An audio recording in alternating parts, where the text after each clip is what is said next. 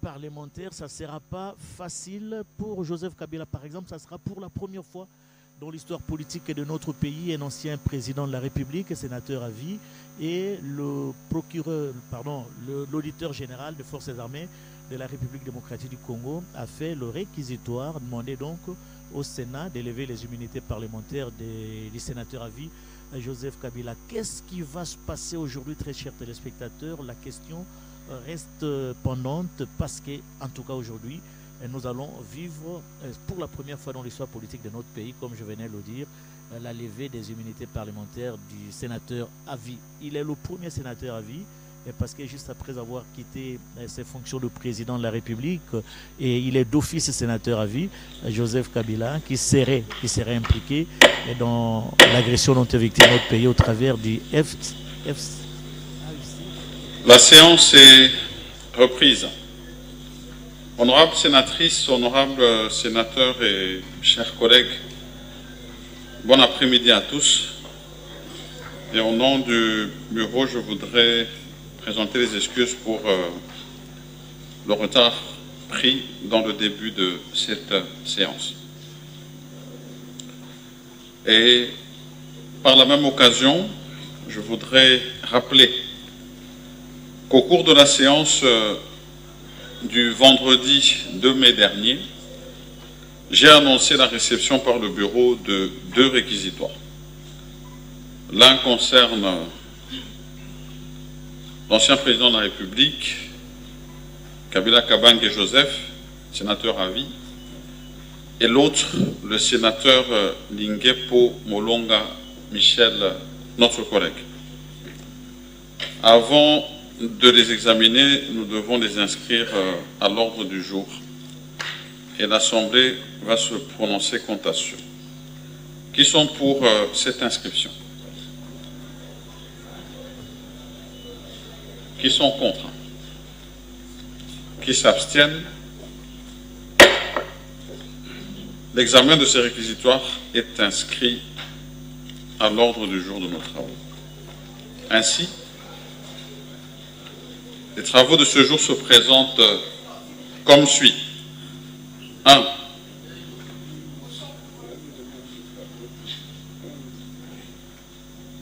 Oui, honorable Mwando, j'aurais voulu que nous puissions, parce que nous venons d'adopter l'ordre du jour, me laisser terminer de faire cette introduction et je peux vraiment revenir vers vous pour la motion. Dès que j'ai indiqué les travaux de nos jours. Si vous permettez.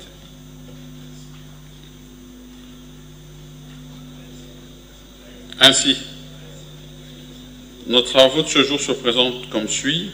1. Communication des noms des sénateurs devant faire partie de la commission chargée de rédiger la synthèse nationale de nos rapports de vacances parlementaires.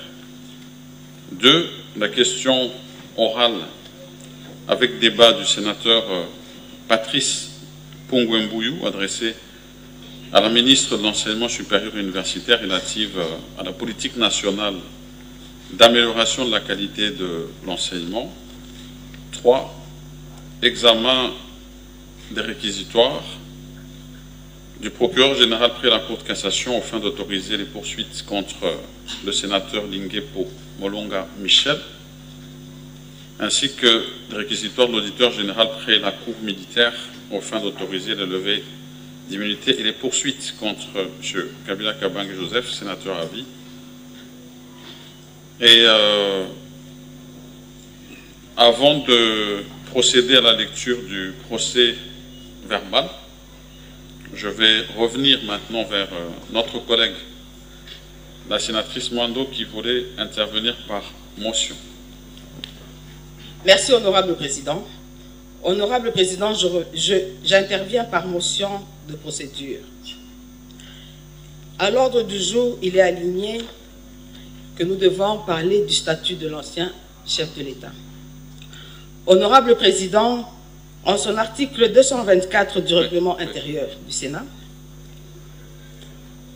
la demande de la levée de l'immunité parlementaire est adressée au Président du Sénat par la procédure générale près la Cour de cassation. Je vous épargne toute la lecture, Honorable Président. Honorable Président, je pense que nous sommes sans le savoir que l'ancien président a un autre statut. Oui, et la matière... S'il vous plaît, Honorable Sénatrice, vous venez de parler de l'article 224. Oui. Pour moi, il ne fallait pas nous épargner de la littérature. Vous permettez, Honorable Président, que je termine? La littérature dit justement que je peux continuer la lecture. Cet article 224 qui indique que lorsque nous sommes saisis sur une question de réquisitoire, nous avons un huis clos qui est décrété. Nous avons, et ça devait nous être lu, hein, parce que la rapporteure devait nous donner lecture de cet article, elle va le faire. Et si vous voulez, on peut le faire en amont. Comme ça, à ce moment-là, nous avons la lecture de l'article. Et ça indique que justement, avant même d'entrer dans le sujet, parce que je crains que c'est ça que vous souhaitez faire, nous puissions être dans un certain format. Donc, moi, je préfère que nous puissions rester respectueux de nos textes. Et donc, si vous avez lu tout l'article, vous allez comprendre que peut-être que vous avez certainement un avis à émettre, et qu'il faudra l'émettre dans ce cadre-là. Honorable Président, je pense que je ne vais pas entrer dans le fond du débat. Oui. Seulement, j'interviens du fait que c'est un point qui a été aligné à l'ordre du jour. Tout à fait. Mon intervention consiste à dire que c'est un point que nous ne pouvons pas traiter au niveau du Sénat. C'est pour cela que j'ai commencé par lire l'article 224. Peut-être que je ne suis pas arrivé jusqu'à la fin, mais qu'à cela ne tienne, Honorable Président, je voulais souligner, selon moi, que ce réquisitoire de l'ancien chef de l'État ne doit pas être traité au niveau du Sénat, plutôt au niveau du Congrès. Je dis et je vous remercie, Honorable Président. Pour le reste, comme vous avez dit, on va continuer dans le débat. Voilà. Vous pourrez intervenir au moment où nous aurons ce débat-là. Donc, nous allons poursuivre nos travaux et adopter le procès verbal de la dernière séance plénière. Honorable rapporteur, vous avez la parole.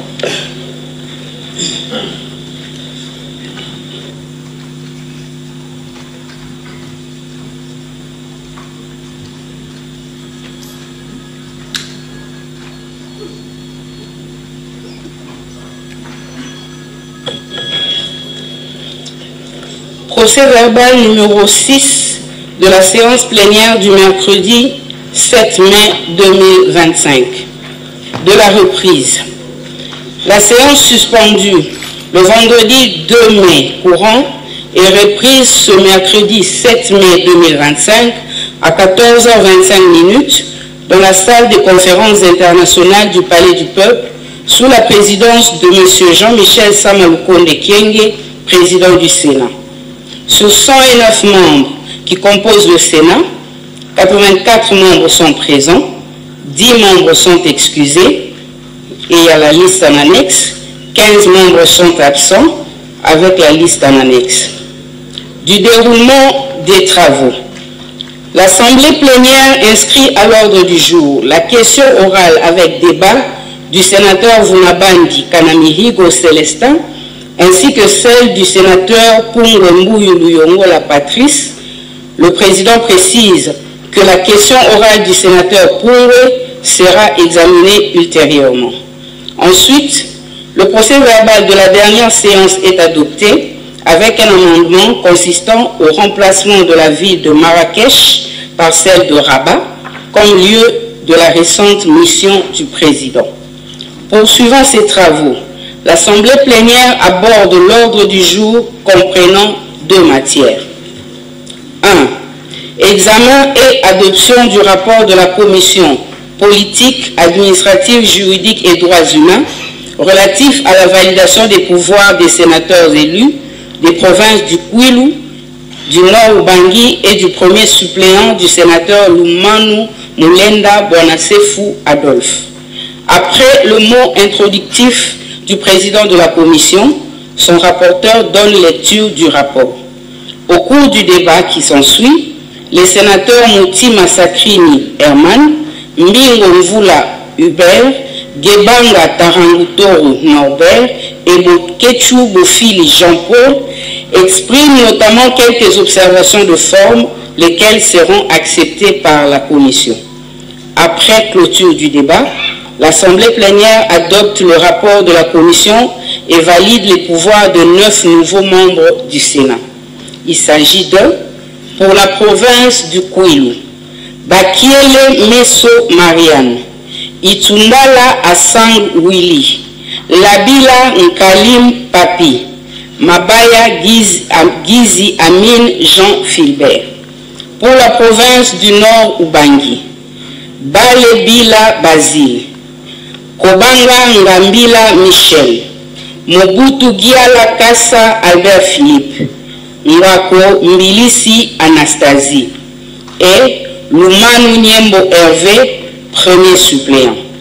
Le président les proclame sénateurs conformément à l'article 229 de la loi électorale et les invite à se déterminer dans le délai face au cas d'incompatibilité dont lecture est faite par la rapporteure.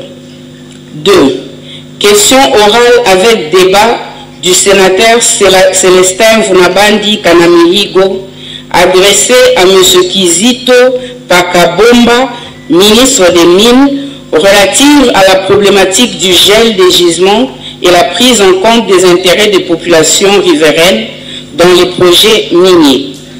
Après lecture de la question orale avec débat par son auteur, l'Assemblée plénière adopte la motion incidente du sénateur Bokechu Bofili Jean-Paul évoquant l'inopportunité de traiter de cette question orale avec débat en cette période, étant donné que les questions soulevées se rapportent aux minerais stratégiques exploités dans les mines de Louéché, à Rutshuru, présentement en discussion de partenariat entre la République démocratique du Congo et les États-Unis d'Amérique. 2 sénateurs présentent chacun une motion d'information. Il s'agit de Ramazani Massoudi Kilele sur l'inondation enregistrée à Kalemie, occasionnée par le débordement des eaux du lac Tanganyika à la suite des pluies diluviennes. Afani Idrissa Mangala, à propos d'une part du danger que présente la procédure de destitution du gouverneur du Maniema par l'Assemblée provinciale et d'autre part du sort réservé par le Sénat au réquisitoire de l'auditeur général près la cour militaire. Sur ce, la séance est suspendue. Il est 16h11, fait à Kinshasa le 7 mai 2025. Le président, la rapporteure. Merci, honorable rapporteur. Honorable sénateur et chers collègues, vous venez de suivre la lecture du procès verbal numéro 6. Je demande aux collègues sénateurs qui auraient des observations sur ce procès verbal de les adresser par écrit en délai 48 heures à l'honorable rapporteur. Nous avons, sous réserve d'observations éventuelles, adopté ce procès verbal. Veuillez le manifester. Qui adopte ce procès? Qui sont contre? Qui s'abstiennent? Le procès verbal numéro 6 est adopté.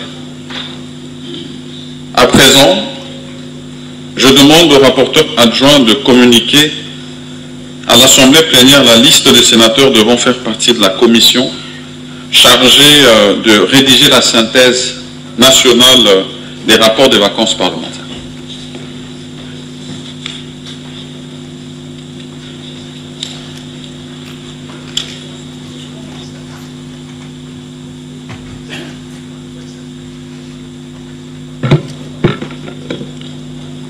Honorable Président, honorables membres du bureau, honorables sénateurs, sénatrices, chers collègues. Voici la liste des honorables sénateurs proposés par leurs groupes provinciaux. Pour la province de la Tchouapa, honorable Botema Mboyo Kati. Pour la province du Kasaï central, honorable Nguindu Bidouaya Cédric. Pour la province de la Mongala, honorable Bossio Abosio Claude. pour la province du Haut-Katanga, Honorable Kabongo Binene Dani, pour la province du Sud-Kivu, Honorable Boulakali Moululunganya Astrid, pour la province de l'Équateur, Honorable Bokechu Bofili Jean-Paul, pour la province de Maïndombe, Honorable Babanga Potiolo Anissé, pour la province du Kwango, Honorable Diaoya Netuola Jansi, pour la province du Haut-Lomami, Honorable Nkulu Mboya Hervé, pour la province du Congo central, Honorable Vangu Kisonga Babi, pour la province de Bazouele, Honorable Gebanga Taragutoro, pour la province du Kasaï oriental, Honorable Kanda Kalambaï Pierre, pour la province de Lualaba, Honorable Nawej Yav Norbert, pour la province du Haut-Touélé, Honorable Kumbodimo Kababile Anna, pour la province de Lomami, Honorable Kalambaï Katiobo Jonas, pour la province du Sankourou, Honorable Kimbulu Djamba Richard, pour la province du Kasaï, Honorable Mouya Mouboyaï Clément, pour la province de l'Ituri, Honorable Bachebendaï Manzolo Nuela, pour la province de Kinshasa, 2 délégués, Honorable Kazadi Kankonde Ivan et l'Honorable Lungwana Matumona Jacques, pour la province du Maniema, Honorable Kalumba Mwanangongo Justin, pour la province de la Chopo, Honorable Kayala Ninga Renabel, pour la province du Nord Kivu, Honorable Mouisha Kassiwa Janvier, pour la province du Sud-Ubangi, Honorable Mondongue Babulu Alexis, et enfin pour la province de Tanganyika, Honorable Pungwe Mboyu Luyongola Patrice. Vous avez remarqué que 2 provinces ne sont pas inscrites, le Nord Ubangi et le Kwilu qui viennent de nous rejoindre. Merci. Merci, honorable rapporteur adjoint. Honorable sénateur et chers collègues, vous venez de suivre la liste des membres de la commission chargée de rédiger la synthèse des rapports des vacances parlementaires. Y a-t-il une objection? Sinon, l'Assemblée plénière va prendre acte de la composition de cette commission. Qui sont pour? Qui sont contre? Qui s'abstiennent? Cette liste est approuvée. La commission dispose d'un délai de 7 jours ouvrables pour exécuter ces travaux. Honorables sénateurs et chers collègues, à présent nous abordons la question orale avec débat du sénateur Pungwe. Et sur ce sujet, je vais demander à ce qu'on puisse introduire le membre du gouvernement. J'ai une motion d'ordre, honorable président. Je sollicite. Oui, honorable Lodi. Je disais que je sollicite de vous l'autorisation parce que j'ai une motion d'ordre. Oui, s'il vous plaît, honorable. Allez-y. Merci beaucoup, honorable président. Ma voix n'est pas bonne. Mais je sollicite la parole conformément aux dispositions de l'article 95 de notre règlement qui prévoit la motion d'ordre. Pourquoi je sollicite cette motion d'ordre, honorable président? je considère que nous avons aujourd'hui un calendrier, ne pas dire l'ordre du jour, à travers lequel nous allons traiter 3 dossiers essentiels, à savoir la question orale adressée à la ministre de l'Issue. Nous avons également la question liée à la levée des immunités, mais également qui touche notre collègue Joseph Kabila, mais également notre collègue honorable Linguépoué, même si du point de vue de la différence, ces deux ne sont pas les mêmes. Ainsi donc, je demande que, du point de vue de l'importance de la question, parce qu'on parle de nos collègues, si la plénière peut accepter, à travers vous, que l'on puisse commencer par les 2 questions liées à la levée des immunités, en commençant par celle du sénateur à vie, suivie de notre collègue qui est là aussi, l'honorable Linguépoué, pour terminer avec la question du contrôle parlementaire, qui est la routine en ce qui concerne les travaux parlementaires. Je vous remercie. Oui, merci, honorable Lodi. J'ai bien noté effectivement que vous avez fait cette motion d'ordre pour des raisons d'économie de temps. Je vais quand même demander s'il y a un pour ou s'il y a un contre avant de m'adresser à la plénière pour qu'elle puisse se prononcer là-dessus. Honorable Oketsu, pour ou contre? Y a-t-il un contre? Y a-t-il un contre? S'il n'y a pas de contre, vous allez me permettre que je puisse peut-être m'adresser directement à la plénière. Okay. Honorable sénateur et chers collègues, vous avez suivi la motion d'ordre du collègue Lodi qui est intervenu sur l'ordre de nos travaux. Nous avions déjà adopté notre ordre du jour qui consistait en 3 points et sa demande est d'intervertir ici, que nous puissions commencer par la question des réquisitoires et puis de finir sur la question du contrôle parlementaire. Qui sont pour cette motion d'ordre? Qui sont contre?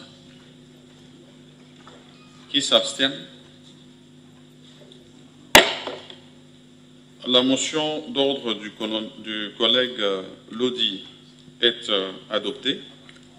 Et donc, nous allons passer maintenant à la question des réquisitoires, en fait, l'examen de ces 2 points.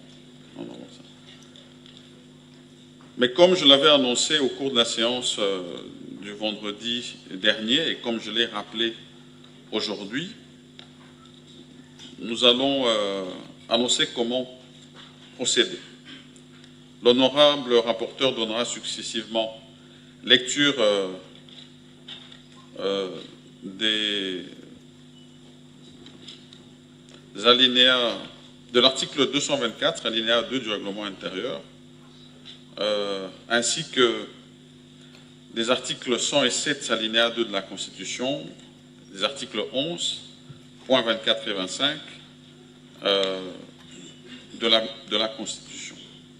Et pour finir, elle lira l'article 56, alinéa 1er du règlement intérieur.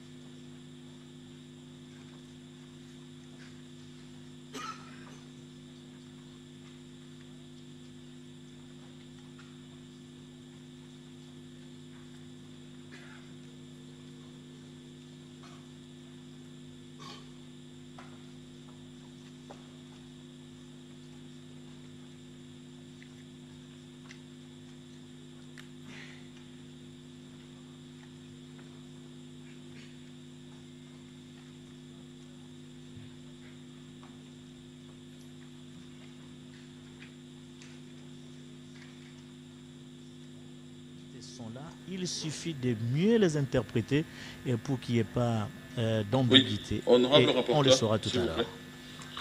Donc je vais rappeler effectivement que vous devez successivement faire lecture des deux réquisitoires. Ensuite, lecture de l'article 107 alinéa 2 de la Constitution, des alinéas 11.24 et 25, alinéa 224, article 224 alinéa 2, et enfin article 56 alinéa 1er du règlement intérieur. Et ensuite, un huis clos sera décrété conformément aux dispositions de l'article 224 alinéa 2 du règlement intérieur.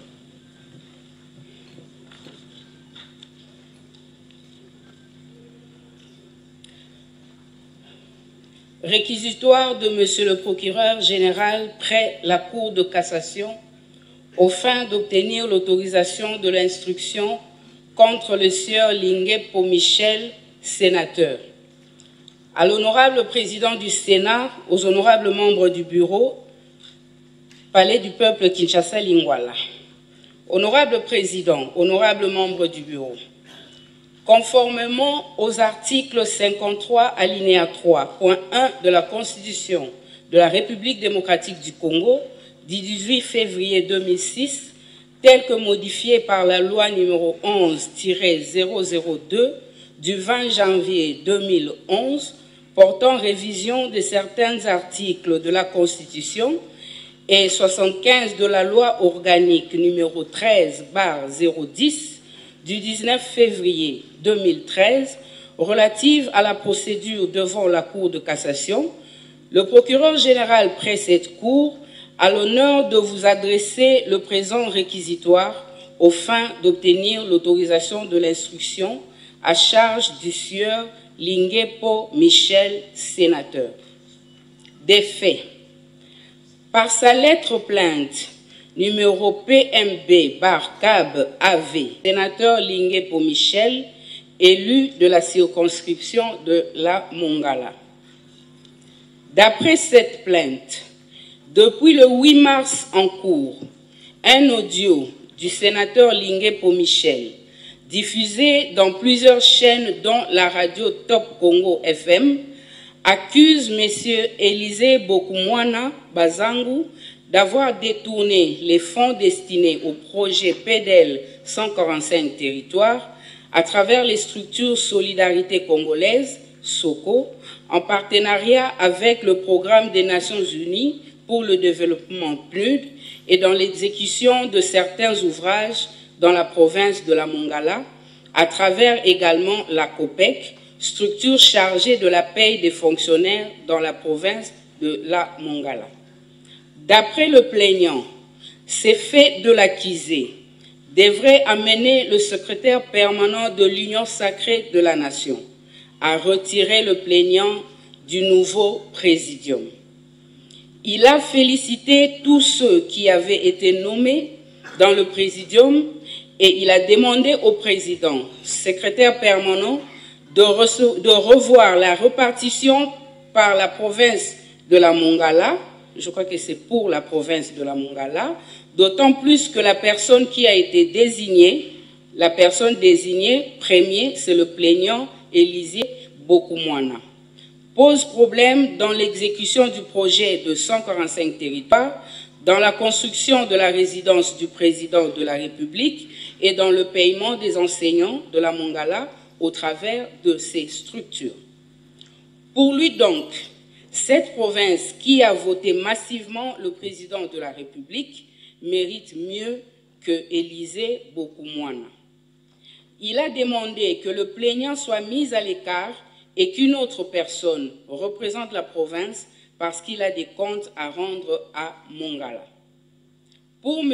Lingué Pomichel, c'est le plaignant lui-même qui pose problème parce qu'il a des comptes à rendre à la Mongala et il ne peut pas représenter valablement la province dans les instances supérieures de prise de décision, sinon il va étouffer toutes les décisions, toutes les démarches tendant à faire éclater la vérité sur les différents projets qu'il a gagnés sur les 145 territoires, la construction de la résidence du président de la République et sur le paiement des enseignants à Mongala. Il a terminé son allocution en disant qu'il souhaite qu'une autre personne représente la province, même de la structure du plaignant. Pour le plaignant, toutes ces affirmations sont fausses et tenues dans le but d'attenter à son honneur et à sa dignité et constituant des infractions. Il a affirmé qu'il a réhabilité et que le projet de 145 territoires est en cours d'exécution avec le PNUD, prévu et puni respectivement par les articles 74 du Code pénal livre 2 et 199 tel que modifié par la loi numéro 75/013 du 14 mai 1975. Conclusion. Étant donné la nécessité de vérifier ces faits, il est de bon droit que le sénateur précité puisse donner sa version des faits et présente ses moyens de défense. Par ces motifs, qu'il plaise au bureau du Sénat d'autoriser l'instruction à charge du sénateur Lingepo Michel. Firmin Vonde, membre.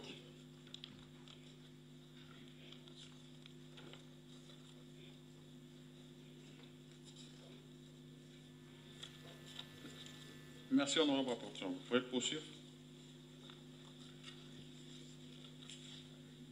Réquisitoire de l'auditeur général près la haute cour militaire tendant à obtenir la levée des poursuites du sénateur Joseph Kabila Kabange. À l'honorable président du Sénat à Kinshasa, Lingwala. Honorable président, comme vous le savez, depuis près de 30 ans, notre pays, la République démocratique du Congo, est sur son territoire le théâtre de violents affrontements opposant d'une part les groupes armés nationaux et ou étrangers entre eux et d'autre part le gouvernement aux mouvements rebelles, parmi lesquels le M23 dont la branche politique est l'Alliance Fleuve Congo, AFC en sigle. Généralement, ces affrontements se déroulent en violation flagrante des lois et coutumes de la guerre et sont accompagnés de très nombreux abus et atrocités contre les populations civiles. Militairement vaincu en 2013, le M23 est à nouveau réapparu en 2022 avec le soutien avéré du Rwanda. Des rapports dignes de foi d'observateurs et des témoignages des témoins oculaires indiquent que l'armée rwandaise fournit aux rebelles du M23 un appui direct en termes d'armement, de formation et de logistique.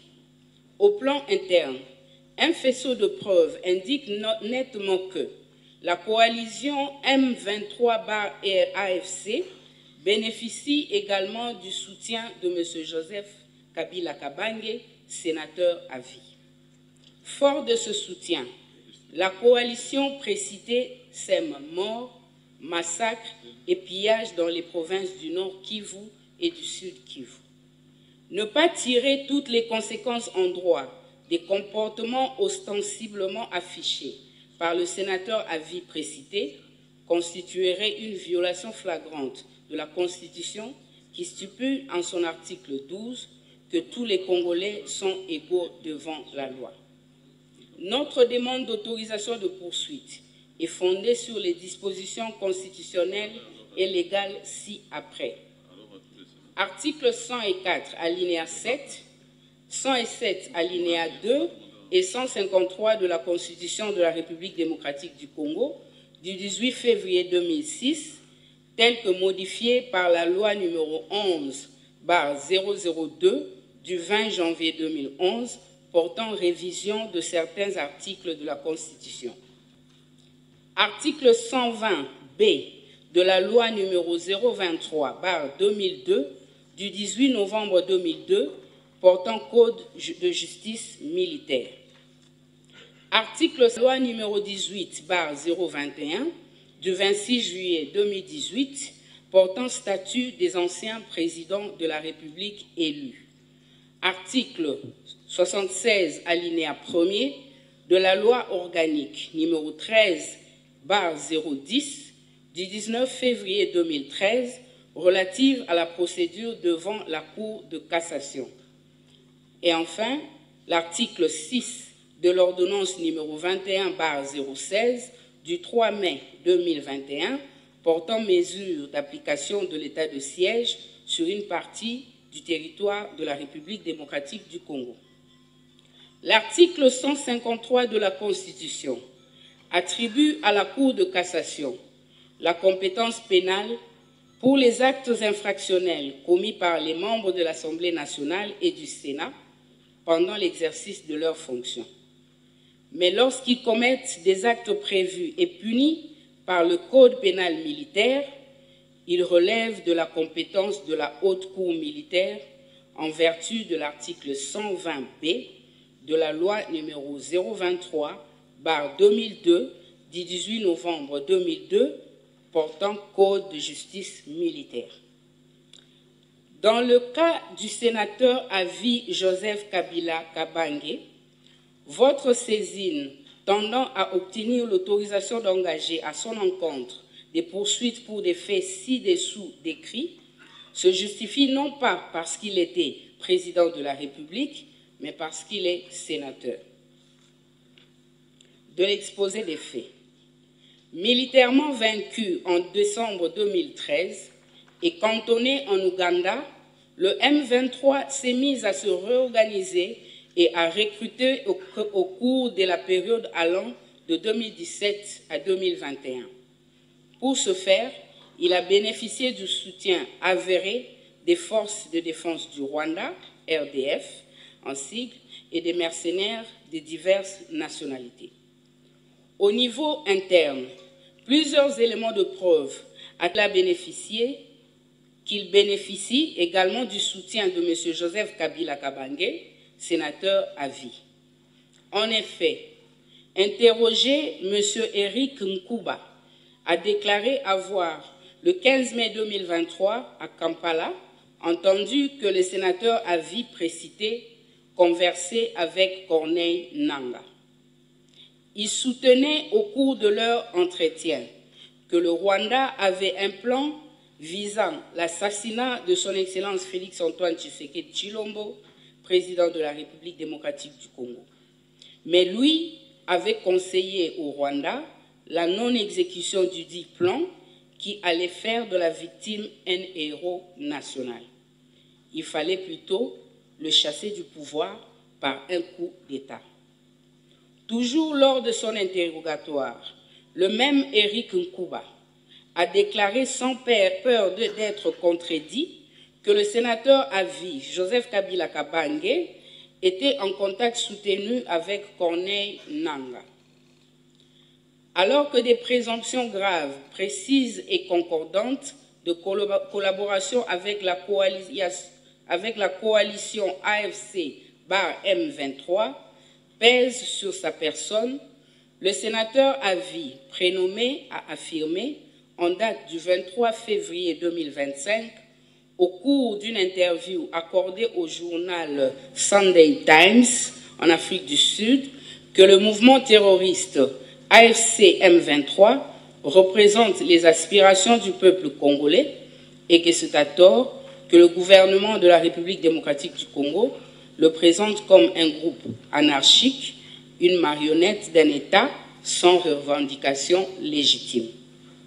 Enfin, toujours du Sud, où il séjourne, le précité a accordé le 18 mars 2025 une interview filmée au cours de laquelle il a exprimé sa volonté de rentrer au pays le 18 avril 2025 par sa partie orientale, plus précisément par Goma, ville sous occupation de l'armée rwandaise, à travers le mouvement terroriste AFC/M23. Sa présence dans la ville sus-indiquée est confirmée par plusieurs médias internationaux crédibles, notamment RFI, TV5 Monde, AP News, Reuters, African News, The East African, par les tweets de ses proches collaborateurs, ainsi que par M. Serge Tchibens, secrétaire national du Parti du Peuple pour la Reconstruction et le Développement PPRD en sigle, au cours d'une interview accordée à TV5 Monde. Double soutien. Le M23 a commencé à lancer ses attaques contre notre pays, la République démocratique du Congo. Les premières attaques ont abouti en date du 13 juin 2022 à la prise de la cité de Bunagana. Sur ces entrefaits, la coalition M23 s'émet morts, viols, pillages, destruction et autres actes inhumains à travers les provinces du Nord Kivu et du Sud Kivu. À titre illustratif et non limitatif, nous pouvons citer les cas ci-après. Largage le 6 mai 2024 des bombes sur les sites des déplacés de Lushangala dans la ville de Goma et dont les éclats ont causé la mort de 31 personnes et grièvement blessé. L'occupation en date du 25 janvier 2025 de la ville de Goma avec la pluie a définitivement perdu la vue selon les médecins de Goma. Le 28 janvier 2025, destruction de la maison et pillage de plusieurs biens de valeur d'un journaliste éditeur résident de Goma, notamment des appareils électroniques, des vêtements, des bijoux, des téléphones, ainsi qu'une somme de 1 200 $ américains. Le 14 février 2025, l'occupation de la ville de Bukavu, suivie de plusieurs exactions à l'endroit des populations civiles, notamment des viols, pillages, massacres et libération de tous les détenus de la prison centrale. Les actes et les propos ci-dessus exposés attestent sans conteste que M. Joseph Kabila Kabange, ancien président de la République du Congo élu, sénateur à vie et non seulement à la base de la création de l'AFC, mais légitime aussi le mouvement terroriste AFC M23 et surtout et encourage tous les actes odieux commis par les membres de la dite coalition. De la qualification des faits et lois applicables. Dans leur confrontation au droit, les faits si haut relatés et reprochés à M. Joseph Kabila Kabange sont constitutifs des infractions ci-dessous. 1. Participation au mouvement insurrectionnel en assurant les communications des insurgés, infractions prévues articles 136 et 137.3 du Code pénal militaire. 2. La trahison en entretenant des intelligences avec une puissance étrangère, en l'occurrence le Rwanda, ou avec ses agents, le mouvement terroriste M23 AFC, dans le cas qui nous préoccupe, pour engager cette puissance à entreprendre des hostilités contre la RDC ou pour lui en procurer les moyens, faits prévus et punis par l'article 182 du Code pénal congolais. 3. La participation à des crimes de guerre, dont la liste en annexe, tels que prévus et punis par les articles 21 bis.2 ainsi que l'article 223.1a et 2.2 E, V et Z de la loi numéro 15/022 du 31 décembre 2015 modifiant et complétant le décret du 30 janvier 1040 portant code pénal ordinaire. Après la cessation de ses fonctions de président de la République élu, M. Joseph Kabila Kabange est régi 18/021 du 26 juillet 2018 portant statut des anciens présidents de la République élus qui stipule en son article 5 que ne peut, en cours de session, être poursuivi ou arrêté, sauf en cas de flagrant délit, qu'avec l'autorisation de l'Assemblée nationale ou du Sénat selon le cas. Fait à Kinshasa le 30 avril 2025, l'auditeur général près la Haute-Oulia, Bakumi Lucien René, lieutenant général.